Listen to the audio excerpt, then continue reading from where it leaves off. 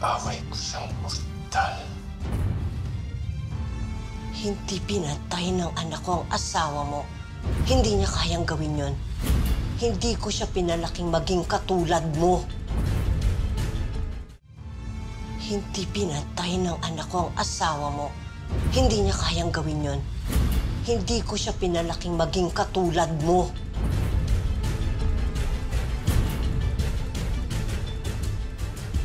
Iniluluklok mo ang anak mo sa pedestal. Dahil sa iyong paningin, siyang mabait at akong masama. Siyang anghel at ako ang demonyo. Ngunit wala kaming pinagkaiba. Baka nagpupulagang ka. Naliligo rin ang mga kamay niya sa dugo dahil isinasa kamay niya ang batas. Isa rin siyang kriminal. Isa rin siyang matay tao. Ikaw ang pinakamasahol. Kailanman hindi magmamana ang anak ko sa'yo. Dahil may pamilyang nagmamahal sa kanya. Hindi katulad mo. Mamamatay ka mag-isa.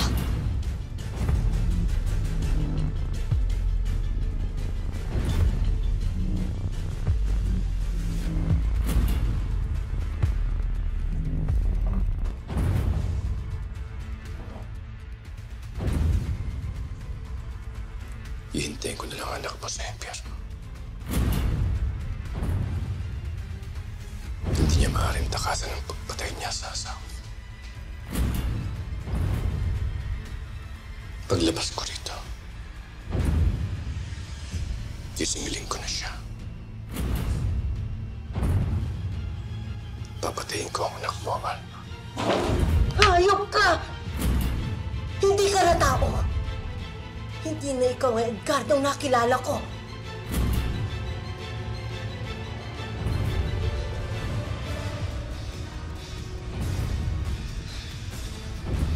Huwag ka nang babalik dito. Ayaw na kitang makita.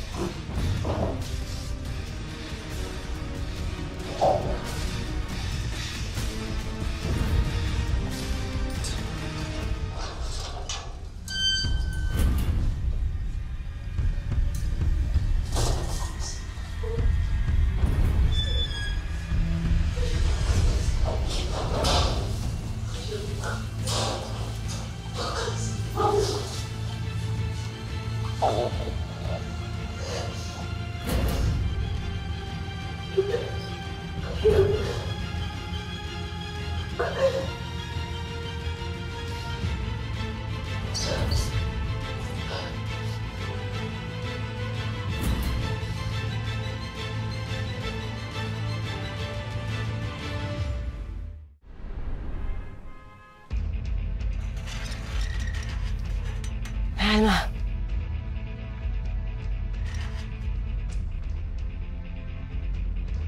Alma, kamusta po kayo?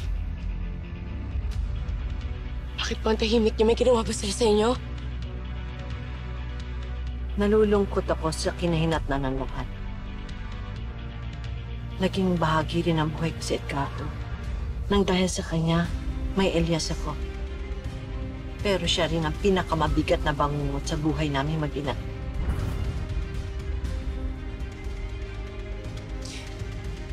Hindi na po kayo masasaktan. Sisingilin na po siya ng hustisya. Hindi sapat ang pulungan para sa kademonyo na Edgardo. Wala siyang pinagkaiba sa halimaw. Wala siyang puso. Nung kausap ko siya kanina, hindi ko na siya kilala. Pero bumagsak na po si Tikato, Nay. Bumagsak na sa kamay ni Elias, yung Black Rider, at ang hustisya. Nakakabangan na po tayo lahat ulit.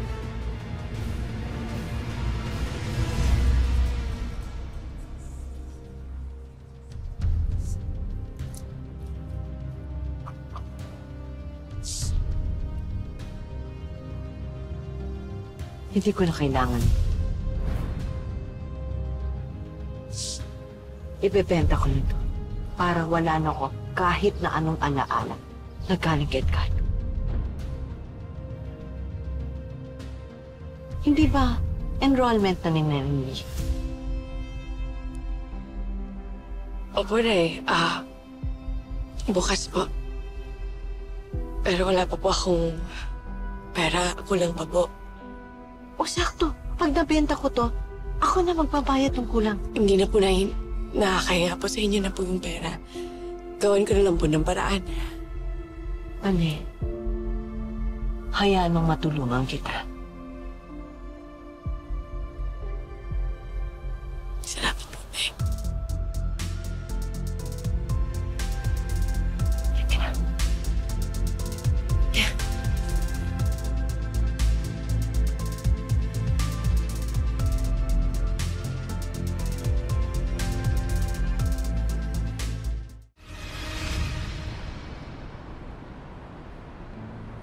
Picturean ko po.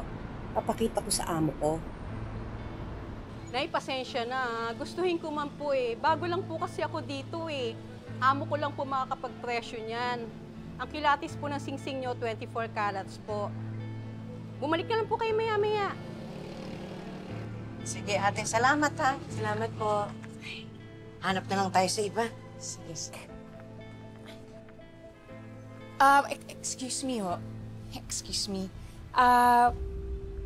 Gusto niyo ba ako na lang bumili ng alahas niyo? Mahilig kasi ako sa alahas. Tignan niyo naman.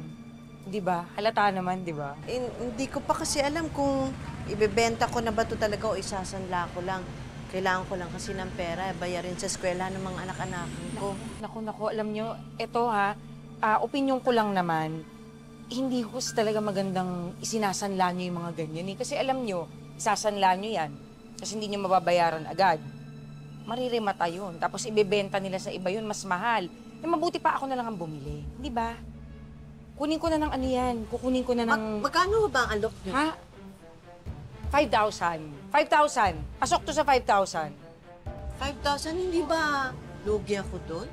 Naku, hindi ko naman kayo iisahan. Ganito itsura, mukha ba akong mangiisa?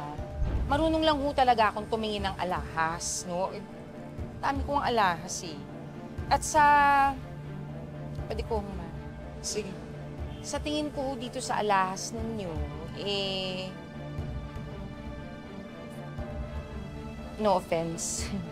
Pero parang nasa 3,000 lang to. Parang 3K lang. Magaan yun. So, pero kung ibebenta nyo sa akin ngayon, pwede kong kunin sa inyo to ng 5,500. 5,500. Tapos.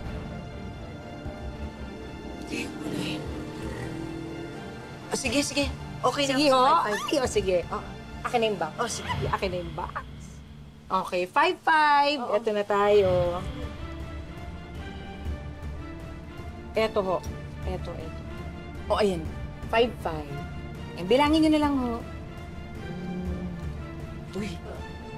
Salamat ulit ha. Sige po. Bayad na Ingat tayo. kayo. Sige. Salamat po talaga.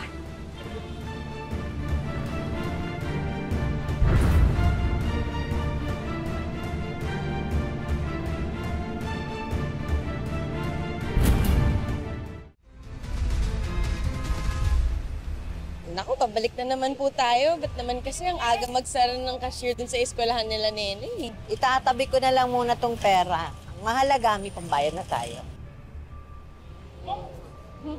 Salamat po talaga na Alma. Ilang araw na po ako namumblema kung saan ko po hagilapin yung pera.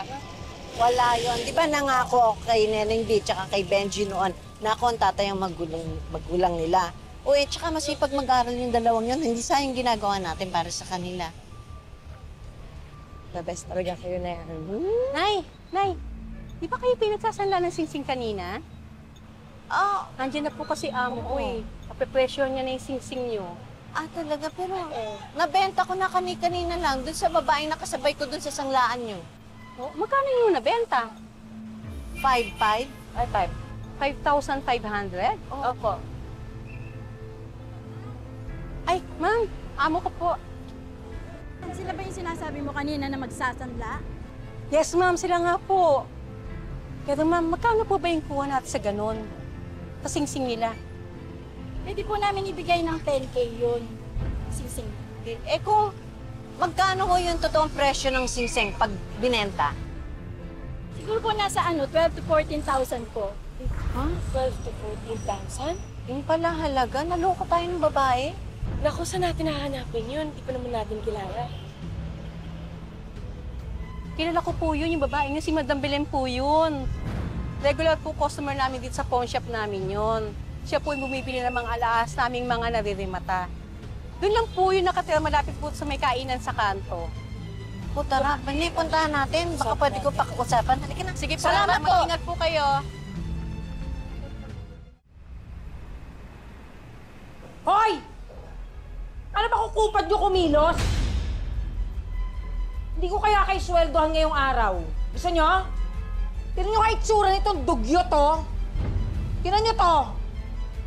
Ma'am, Wala maghiligpit niyan. ma'am, magandang hapon po. Oh, Ako yung nagbenta ng singsing sa inyo kanina. ayaw nga. May pabor lang po sana ako sa inyo. Ano ho yun? Baka po kasi pwede kong bawiin yung singsing. Ibabalik ko po yung binayad niyo din sa akin. Ngayon din. Ay, nako, pasensya na. Pero, akin na kasi yung singsing. So, hindi ka na pwede magdesisyon tungkol dun sa singsing. Akin na yun eh, binenta mo na eh. Wala na, done deal. Okay? Okay na tayo? Babu!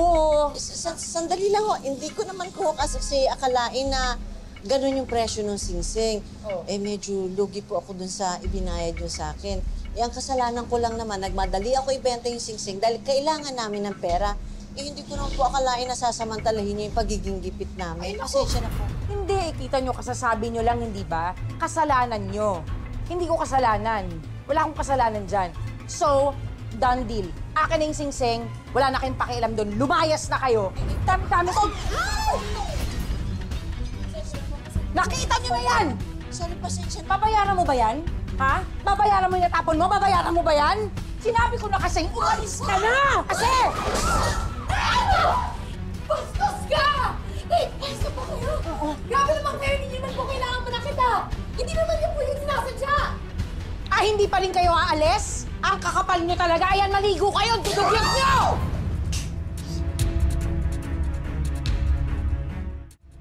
Pakasama na ugali mo! Ikaw na kayo niloloko ng kapal! Ikaw ba may ganang magalit? Bani! Ano?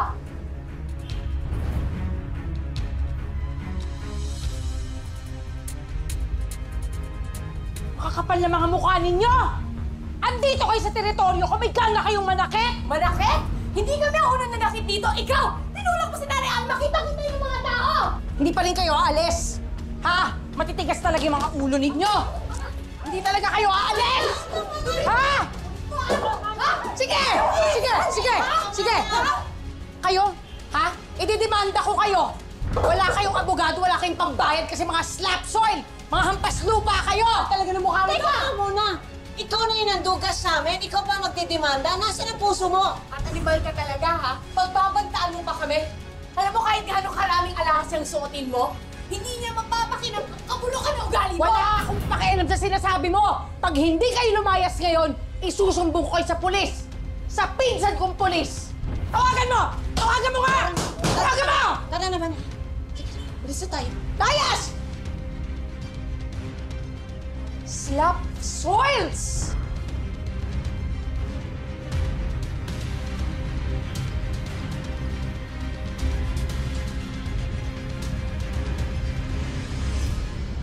Kayo! Tuwan-tuwa kayo, no? Tuwan-tuwa kayo!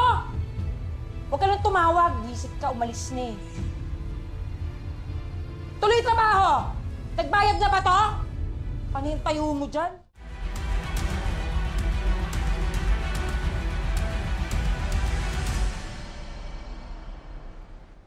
Sigurado po kayo na Alma, ayos lang po kayo.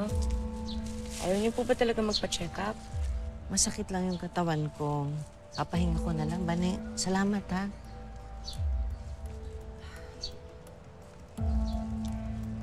O kaya na Alma, kapag tinuloy ng manggagansyo, sinabi po niya nakakasuhan niyo po kayo. Hindi naman siguro. Eh, tayo na nga yung binudol, eh. Magkakapahiyaan piyado sa presinto.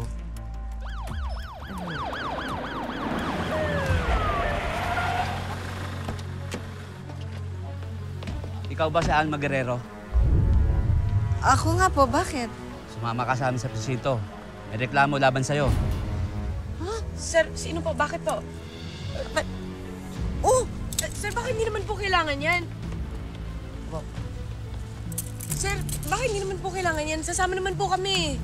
Mama na lang kayo may naon. Sige na. Si Elias po tatawagan ko na. Naku, Bani, huwag na hali. Samahan mo na lang ko sa presinto. Halika na. Bino. Bani, bakit bigla-bigla? Pwede ba to?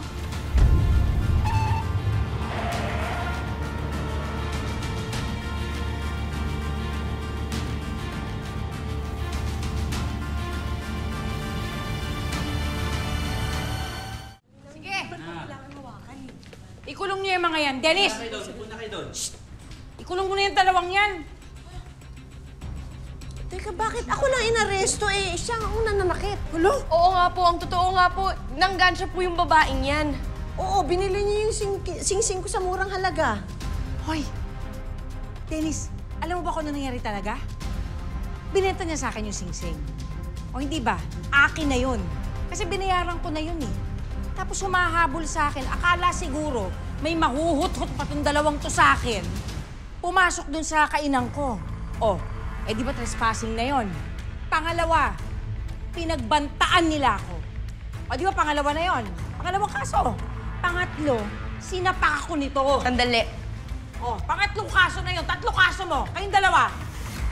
Teka muna, pinagtatanggol ko lang naman yung sarili ko eh. Tama. Kasi nga, babalik ko sa kanya yung binayad niya sa akin sa singsing. Binabawi ko yung singsing, syempre. Tapos bigla na lang siya nanakit. Kaya nga po, sir, siya po yung nananakit. Tinulak po niya si Nanay Alma. Yun lang naman po yung dahilan kaya ako po siya nasapak eh. Kita mo? Kita mo na? Teka muna. Bakit parang hindi kayo nakikinig? Nasaan ang hustisya? Sir! Hindi niyo naman pasayan. Wala naman ako may pasa. Ako Hindi, sa syempre, wala. pagkatulak niya. Ninong, naalala niyo, ako si Belen. Naalala niyo ako? Yung anak ko nung dati yung driver. Naanak niyo ako. Oo, naalala kita, oo. May problema Ano ko nangyari? kasi Ano dalawang nangyari? to. Oh. Pero Ninong, sinaktan ako. Sinapak ako nito. Totoo nga ba ang sinasabi niya?